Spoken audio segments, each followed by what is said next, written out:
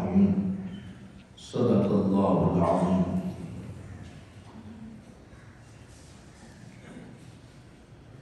والدین پر اولاد کا حق، اس سلسلے میں گفتگو جاری تھی. پہلا حق تسلیم کرنے کے لیے یہ ارشاد فرمایا کہ یہ اولاد اس کا جینے کا حق ہے، والدین اس کے جینے کے حق کو نہ چھینیں. پھر دوبارہ ایک دائرانہ نظر سے ہم یہ دیکھتے ہیں، پہلے بھی عرض کیا تھا کہ اسلام سے پہلے والدین اپنی اولاد پر حقوق کے لحاظ سے لامحدود اختیارات کو تسلیم کرتے تھے. حالانکہ یہ بات صرف اولاد کے بارے میں نہیں ہے، بلکہ جہاں جہاں بھی حقوق کا تعلق ہے اس پہ آپ ایک بات کلیہ، ایک قانون آپ ذہن نشین فرما لیں کہ حقوق اتنے ہی ہیں جتنے اللہ اور اس کے رسول نے دیے. اس کے سے زائد جو حقوق ہیں یہ ہم نے خود گڑے ہوئے ہیں. بات سمجھ آ رہی ہے؟ حقوق صرف وہی ہیں جو اللہ اور اس کے رسول نے دیے ہیں.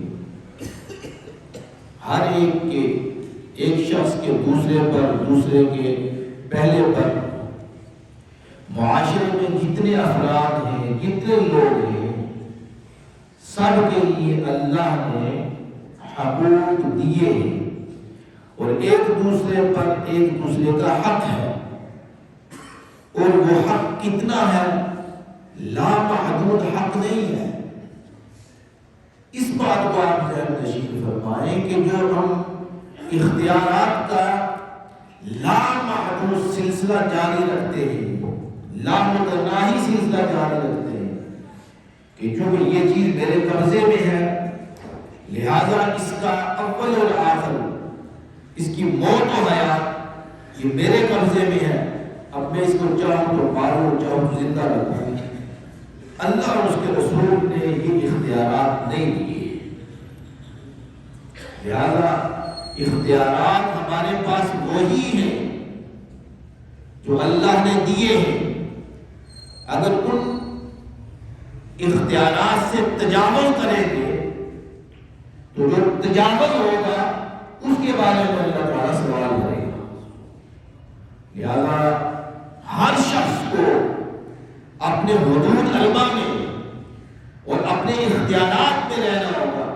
جب اختیارات سے تجاوز کرتے ہیں تو اللہ تعالیٰ نے بار بار ارشاد فرمایا کہ یہ میرا قانون ہے، یہ میری حدیں ہیں، یہ میری ریڈ لائن ہے، اس کو کراس کبھی نہ کرنا.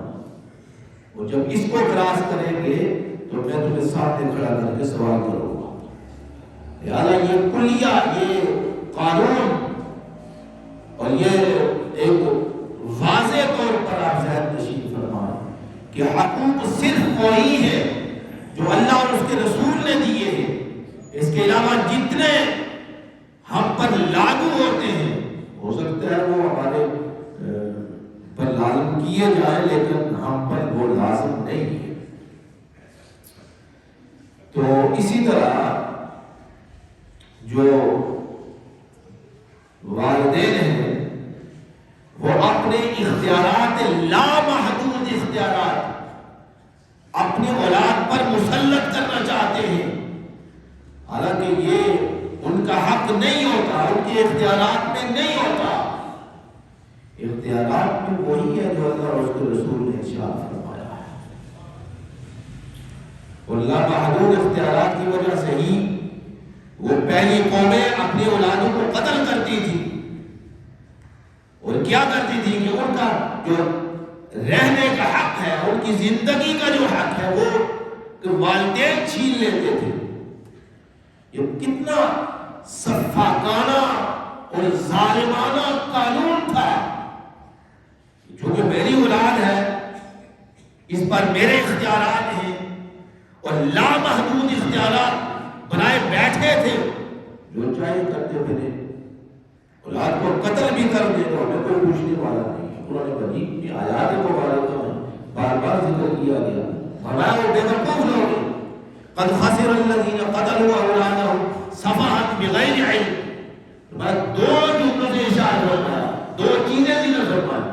فرمایا جاہل لوگ کس زاویے سے سوچتے ہیں، کس طرح سے سوچتے ہیں کہ اولاد کے اوپر ہمارا سارا اختیارات ہے۔ قد خسر الذین قتلوا اولادهم، اپنی اولاد کو وہ قتل کرتے ہیں، سفہا، فرمایا وہ بے وقوف ہیں۔ بے وقوف کی ضد سمجھ لیں آپ، بے وقوف کی ضد کیا ہوتی ہے؟ کوئی آدمی کہے کہ تم بے وقوف ہے، وہ گلے پڑ جائے گا۔ اب اس کی ضد کیا ہے؟ وہ سمجھدار نہیں ہے، ان کی عقل نہیں ہے، خفت عقل کا شکار ہے، جو یہ سمجھتے ہیں کہ اولاد پر ہمارا مکمل اختیار ہے، ہم اس کو چاہیں تو قتل کر دیں، کوئی مسئلہ نہیں۔ فرمایا بغیر علم، فرمایا علم نہیں ہے، انہیں جاہل لوگ ہیں کہ اپنی اولاد کو قتل کرتے ہیں۔ لہذا پہلا حق جو والدین پر ہے کہ یہ چیز تمہارے اختیارات میں، یہ امانت ہم نے تمہارے پاس رکھی ہے، اولاد یہ اللہ کی امانت ہے، اس کو سمجھنے کی کوشش کرے آپ۔ اللہ کی امانت ہے تو چند روز کے لیے تمہارے پاس ہم نے رکھی ہے، جب یہ سمجھدار ہو جائے گا، اس کو خود اختیارات مل جائیں گے، تمہارا اختیار اس پر ختم ہو جائے گا، تمہارا اختیار اس پر ختم ہو جائے گا۔ اللہ اس کے رسول کی طرف سے ہے۔ پھر اس کے بعد دوسری بات ارشاد یہ فرمایا کہ اس کی تعلیم و تربیت کا، فرمایا ظاہری اور جسمانی نشو و نما کے ساتھ اولاد کی باطنی اور روحانی وہ تعلیم، فرمایا اس کی تعمیر کریں، ان کے اخلاق کی تعمیر کریں۔ اس کے لیے ارشاد فرمایا یا ایھا الذین آمنوا قوا انفسکم واہلیکم نارا، فرمایا اے ایمان والو اپنے آپ کو بھی اور اپنے گھر والوں کو آگ سے بچاؤ، یعنی آگ سے بچانا فرض ہے، اپنے آپ کو بھی اپنی اولاد کو بھی۔ اب اس کا مفہوم کیا ہے، مقصد کیا ہے؟ ارشاد فرمایا کہ تمام برائیوں اور خرابیوں سے، ہلاکتوں سے اپنی اولاد کی حفاظت کرو، یہ کل آگ میں گر جائے گی تو اس کی تہمت تم پر لگے گی۔ کیوں؟ اس لیے کہ ہم نے ایک امانت تمہارے پاس رکھی تھی، تم نے اس امانت کا کیا کیا ہے؟ ناجائز اختیارات کی وجہ سے اس کی تربیت تم نے نہیں کی، لہذا وہ آگ میں گر جائے گی، ہلاک ہو جائے گی، فرمایا اس کو بچاؤ۔ بچے کے بارے میں آپ صلی اللہ علیہ وسلم نے ارشاد فرمایا،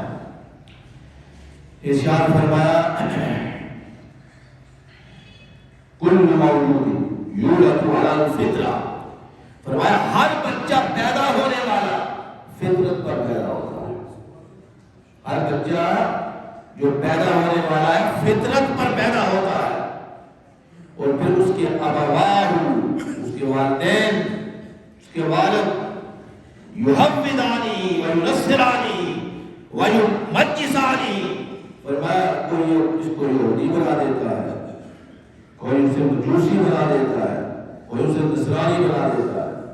اس کا معنی کیا ہے؟ معنی یہ ہے کہ بچے کا دل صاف ہے، بچے کی تختی بالکل صاف ہے، اس کا ذہن، اس کا دل، اس کا دماغ بالکل صاف تختی ہے، اس پر جو تم لکھو گے، والدین کے لیے فرمایا جو تم اس پر لکھو گے وہ نقش ہو جائے گا، اور اس نقش کے مطابق وہ چلے گا۔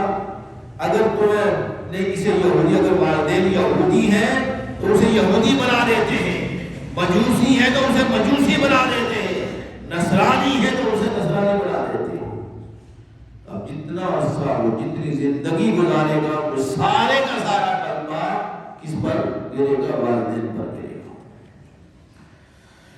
اللہ اکبر۔ یہ ہمارے جو حقوق ہیں اس سے ہم کیا ہیں؟ نابلد ہیں، ان کا ہمیں پتہ ہی نہیں کہ اولاد کے حقوق والدین پر کیا ہے۔ صرف ایک بات ہے کہ جو والدین ہیں وہ بس یہ بات کرتے رہتے کہ ہمارے جو حقوق ہیں ہماری اولاد ہمارے حقوق پورے نہیں کرتی۔ یہ تو بار بار سننے میں آتا ہے، اور اولاد کس کے پاس ہے؟ وہ کسے کہے کہ میرے والدین نے میرے ساتھ کیا کیا ہے، اس پر جو حق تھا اللہ نے دیا تھا، تربیت کا حق، اخلاقی تربیت کرنا، تعلیمی تربیت کرنا، وہ نہیں کیا والدین نے، تو پھر وہ کس سے سوال کرے؟ لہذا اپنے جو والدین پر حقوق ہے اس کا خیال رکھے۔ پھر ایک اور مقام میں ارشاد فرمایا، آپ نے ارشاد فرمایا ابناءکم بالصلاۃ لسبع، فرمایا بچہ جب 7 سال کا ہو جائے تو اس کو نماز کا حکم دو۔ فرمایا واضربوہم لعشر، فرمایا جب بچہ 10 سال کا ہو جائے تو پھر نماز نہ پڑھے تو اسے مارو بھی۔ پھر ارشاد فرمایا فرقوا مضاجعہم، فرمایا 10 سال کا جب ہو جائے تو اس کے بستر الگ کر دو، اس کے بستر الگ کر دو۔ یہ آداب سکھائے جا رہے ہیں، تعلیم دی جا رہی ہے کہ بچے کو تعلیم جو نے کیسی دینی ہے۔ پھر بچے کے تعلیم میں، اس کے اچھے اخلاق میں والدین شامل ہیں، اساتذہ شامل ہیں، تربیت کرنے والے جتنے لوگ ہیں سارے کے سارے شامل ہیں اس کی تعمیر میں، اس کی اخلاقی تعمیر میں، یہ سارے کے سارے شامل ہیں۔ والدین شامل ہیں، اساتذہ شامل ہیں، تربیت کرنے والے، اور سارے کے سارے یا تو ثواب کمائیں گے تو یا گناہ کمائیں گے۔ اگر اس کی صحیح نہج پر تربیت کی، صحیح نہج پر چلا دیا، صحیح راستے پر اسے چلا دیا تو ہمیشہ کے لیے ان کو ثواب ملے گا، ہمیشہ کے لیے انہیں اچھی عادت جو بھی ڈال دی، قرآن مجید پڑھنے کی عادت ڈال دی، ذکر اذکار کی ڈال دی، نماز کی ڈال دی، جو بھی ہے وہ نماز بیٹا پڑھے گا، اولاد پڑھے گی تو وہ ثواب پہنچائے یا نہ پہنچائے، اس کے والدین کو ڈائریکٹ ثواب ملے گا، کیونکہ اس نے یہ اسے کی تربیت ایسی کی ہے کہ یہ تربیت کا اس کا حصہ بن گئی ہے یا نماز پڑھنا۔ اور اسی طرح جتنے بھی اخلاق حسنہ ہیں اور جتنے بھی چیزیں اچھی چیزیں ہیں اس کی اگر زندگی میں شامل کرتی ہیں تو والدین قبر میں سکون کا سانس لیں گے، انہیں آرام ملے گا، سکون ملے گا، ٹھنڈک پہنچے گی کہ میرا بیٹا جو ہے وہ کیا، میں نے اس کی جس طرح کی اچھی تربیت کی تھی وہ اچھے کام کر رہا ہے۔ ایک آدمی تھا، اس کو بخش دیا گیا تو اس نے پوچھا قبر میں جہان میں، نے کہا میری کیا وجہ تھی، کیا ہوا، یہ سوال کس چیز کا ملا؟ نے کہا آج تیرا بچہ جو ہے وہ مدرسے میں گیا ہے پڑھنے کے لیے، پڑھنے کے لیے تیرا بچہ مدرسے میں گیا ہے، لہذا اس بچے کی وجہ سے تجھے بخش دیا گیا۔ اللہ تعالیٰ جو بہانے تلاش کرتا ہے، رحمت کے، بخشش کے، مغفرت کے بہانے تلاش کرتا ہے کہ اللہ تعالیٰ نے اسے بخش دیا۔ تو یہ ساری کی ساری چیزیں جو تربیت کریں گے وہ ساری کا سارا ثواب تمہیں لکھا جائے گا۔ اور اگر اچھی تربیت نہ کی، اس کا الٹ کر لیں، اچھی تربیت نہ کی، اچھے اخلاق کو نہ سکھایا، برے اخلاق سکھائے، تاکہ نماز بھی نہ سکھائے جو سب پر فرض ہے، کیونکہ بچہ جو ہے یہ بالغ ہونے تک والدین کے پاس رہتا ہے، بالغ ہونے کے بعد اللہ کا جو خطاب ہے ڈائریکٹ اس کی طرف متوجہ ہوتا ہے، اس سے پہلے نماز کا، اخلاق کا، تربیت کا جو بھی ہے وہ سارا والدین کی طرف ہوتا ہے کہ یہ تیرے پاس امانت ہے، اس امانت کو تم نے ادا کرنا ہے۔ اور جب وہ بچہ بالغ ہو جاتا ہے تو پھر اللہ تعالیٰ کا خطاب سیدھا اس کی طرف مخاطب ہے، اے بیٹے اب تم نے نماز پڑھنی ہے، تم نے نماز پڑھی۔ تو اگر اولاد والدین اسے سکھائیں گے تو پھر بڑا ہوگا نماز پڑھے گا، اگر نہیں سکھائیں گے تو نہیں پڑھے گا، خود نہیں پڑھیں گے، مسجد کا خود رخ نہیں کریں گے، اچھے کام خود نہیں کریں گے تو اولاد کیسے سیکھے گی؟ آپ سمجھ گیا؟ لہذا بہت بڑی ذمہ داری ہے ہم پر، جس ذمہ داری کو ہم نہیں نبھا رہے۔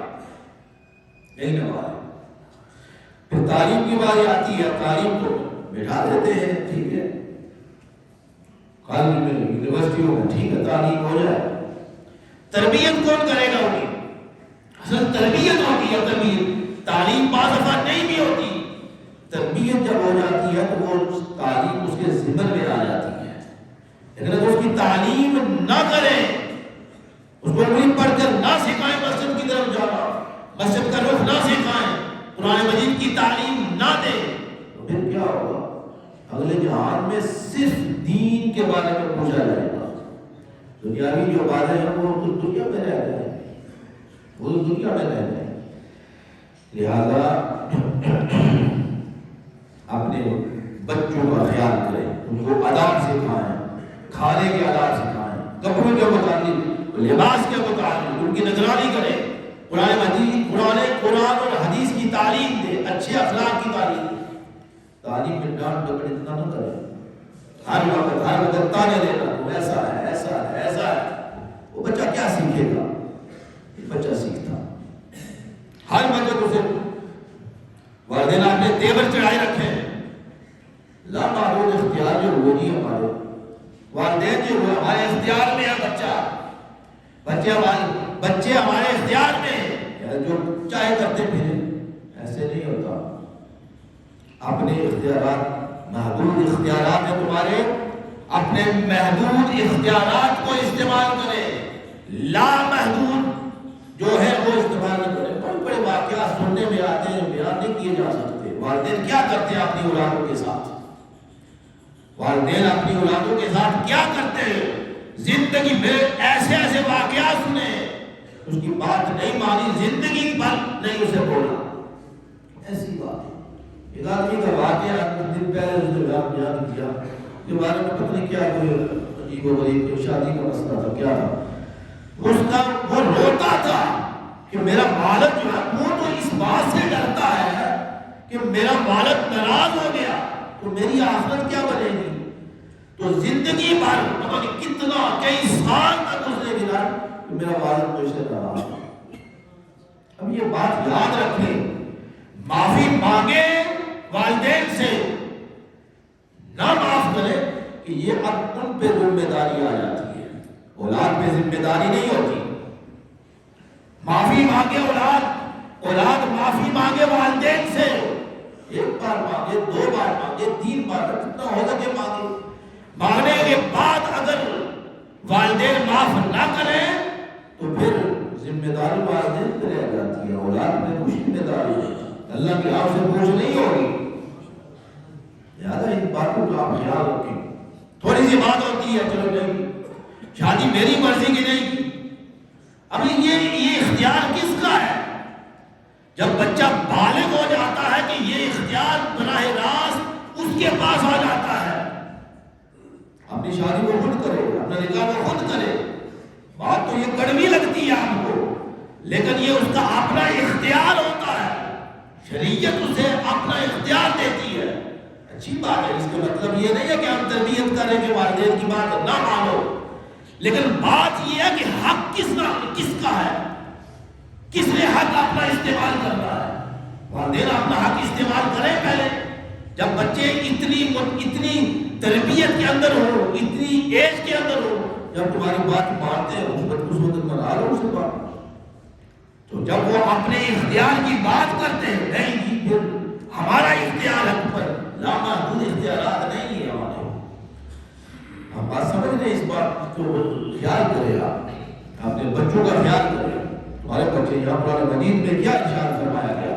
ارشاد فرمایا گیا اہل ایمان کی نشانی بتائی گئی. فرمایا والذین یقولون ربنا ھب لنا من ازواجنا وذریاتنا، فرمایا کہ اے باری تعالیٰ ہمیں ازواج دے، بیویاں دے، وذریاتنا اور اولاد عطا فرما، قرۃ اعین، ہماری آنکھوں کی وہ ٹھنڈک بنے. فرمایا ہماری بیوییں اور ہماری اولاد ہماری آنکھوں کی ٹھنڈک بنے. یہ اہل ایمان کی یہ نشانیاں بیان فرمائی. اہل ایمان یہ کہتے ہیں کہ ہماری آنکھوں کی ٹھنڈک بنے، اور آپ بھی ان کی آنکھوں کی ٹھنڈک بنو، وہ بھی آپ کی آنکھوں کی ٹھنڈک بنے.